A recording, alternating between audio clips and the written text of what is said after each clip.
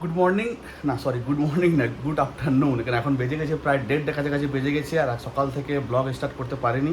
রাত সব এখন মার্কেটিং যা যা খাবার যা দরকার সব কিছু এখন মাত্র জাস্ট আমির ভাই নিয়ে ঢুকলাম।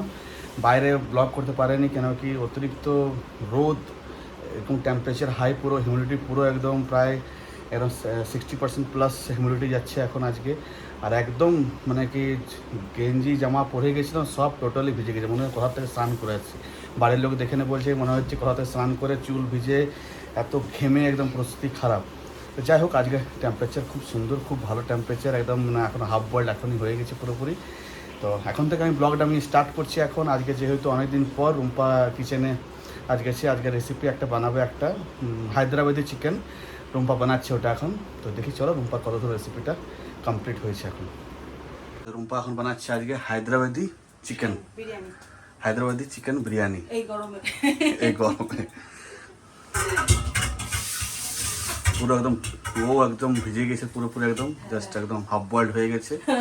আর মাদের ওখানে চলছে, এখানে বেগুন কি তরকারি হয়েছে মামা? ডাটা চচ্চড়ি হচ্ছে। আচ্ছা কত দূর হলো? এই চালটা ফুটবে, দিয়ে দেবো। এই যে চিকেন মোটামুটি রেডি হয়ে গেছে, বাস চালটা দিয়েছি, চালটা সেদ্ধ হতে দিয়েছি, মানে সেদ্ধ মানে 70% ইয়ে যেন বয়েল হয়, তারপর দিয়ে দেবো, দিয়ে 10 মিনিট ভাপে দিলে হয়ে যাবে। চিকেন রেডি হয়ে গেছে পুরোপুরি আমার। এই চিকেন রেডি পুরোপুরি, বেশ ভালো স্মেল আসছে। আমি বলে দিলাম, নিজেই কি বলে না, নিজেই রান্না করি, নিজেই খাই, নিজের গুণ গাই, সেই হয়েছে অবস্থা। না এরাও গুণ গাই, না গাওয়া হয় না। তো এখন আপাতত আমি নিজের গুণটা নিজেই গেয়ে দিলাম। তো হয়ে গেছে কমপ্লিট। এটা চালটা ফুটে যাবে। বাপরে বাবা, কতক্ষণ মনে হচ্ছে বেরোতে পারি এখান থেকে রান্নাটা করে। তো রুম্পা ওদিকে প্রায় কমপ্লিট এখন হয়ে গেছে। আর যা গরম কিচেনটা দেখে যা মনে হচ্ছে কি মানে কি স্বাভাবিক কথা, একটা লেডিস কন্টিনিউ কিচেনে বসে রান্না বান্না করার এটা এই গরমে মানে অতিরিক্ত সত্যি কষ্টকর, খুব কষ্টই লাগে।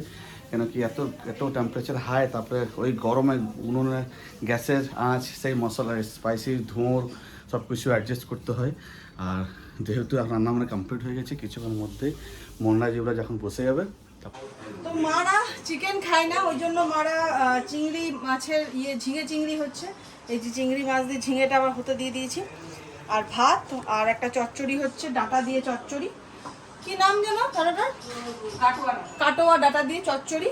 ওটা হচ্ছে ঝিঙে দিয়ে চিংড়ি মাছ দিয়ে তরকারি, আর বিউলির ডাল, আর পোস্তর বড়া। এটাই হচ্ছে মাদের মেনু। আর আমাদের বিরিয়ানি হয়ে গেছে, শুধু 5 মিনিট স্ট্যান্ডিংটা এখন তো খুলবো না, তাহলে 5 মিনিট স্ট্যান্ডিংটাই দিয়েছি, হয়ে যাবে। তো আমার এটা কমপ্লিট হয়ে গেছে। এই যে আর এটা কাঁচা লঙ্কাটা দেওয়া থাকে, কারণ কি বাসুরা খাই, ভেতরে দিতে পারি না লঙ্কা। জিরে দিয়ে জিরে আর কাঁচা লঙ্কা দিয়ে ভাতটাকে সেদ্ধ জিরে দিয়ে কাঁচা লঙ্কা দিয়ে ভাতটা সেদ্ধ করতে হবে।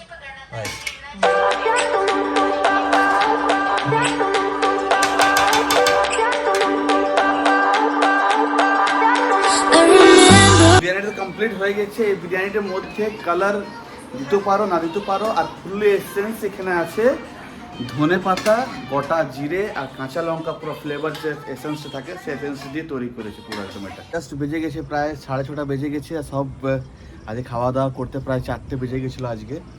তো এখন সব ঘুম থেকে সব ওঠা হয়েছে, এখন চা টা খাওয়া হলো। আর আজকে হচ্ছে আমাদের ভারতের সবচেয়ে ভালো একটা দিন, আমাদের নতুন সরকার যে বিজেপি নরেন্দ্র মোদী আজকে শপথ গ্রহণ করছে, সেটা বাবা ভাই সব দেখছি, দেখি কীরকম নরেন্দ্র মোদী আর শপথ গ্রহণটা আমি শেয়ার করছি।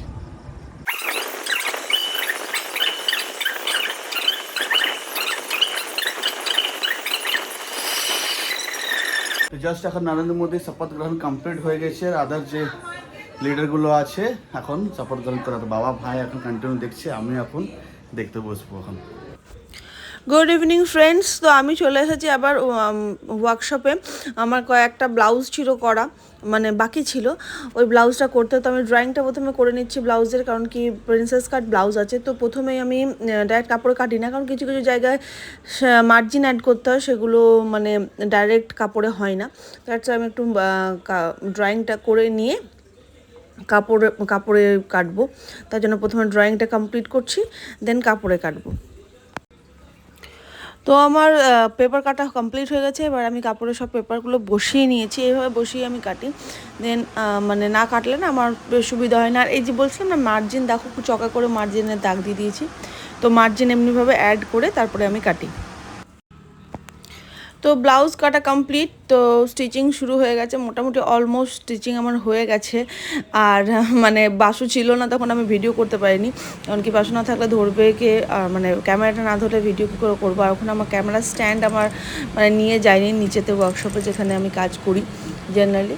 তো আমি ওখানে ক্যামেরা স্ট্যান্ডটা মানে আমার নেও, মানে ক্যামেরা স্ট্যান্ড নেই, মোবাইল স্ট্যান্ড আছে। তো মোবাইল স্ট্যান্ডটা দিয়ে হয় মানে করতে পারিনি, আর নেই মানে সেরকম নেই যে দাঁড়িয়ে করবো। তো ওই জন্য আমার সব মানে কমপ্লিট হয়ে যাওয়ার পর বাসু গেছিলো, তো ওই জন্য এইটুকুই ভিডিও নিতে পেরেছি। তো কমপ্লিট এবার তো ব্লাউজ আমার কমপ্লিট হয়ে গেছে, আর ফিনিশিংও খুব সুন্দর হয়েছিল। কাস্টমারের যেটা মানে কাস্টমার যে ছিল তারও খুব পছন্দ হয়েছে। তো আজকে আর রাতও হয়ে গেছিলো, তো এবার ফিরবো, কাস্টমারকে দেওয়া হয়ে গেছে ব্লাউজটা। তো আজকের ব্লগটা এখানেই এন্ড করছি। ব্লগের মধ্যে কিছু যদি ভালো লেগে থাকে তো প্লিজ লাইক শেয়ার সাবস্ক্রাইব। খুব ভালো থাকো, খুব পজিটিভ থাকো। আজকের মতো টাটা বাবাই, দেখা হচ্ছে আবার একটা নিউ ব্লগ নিয়ে তোমাদের সঙ্গে।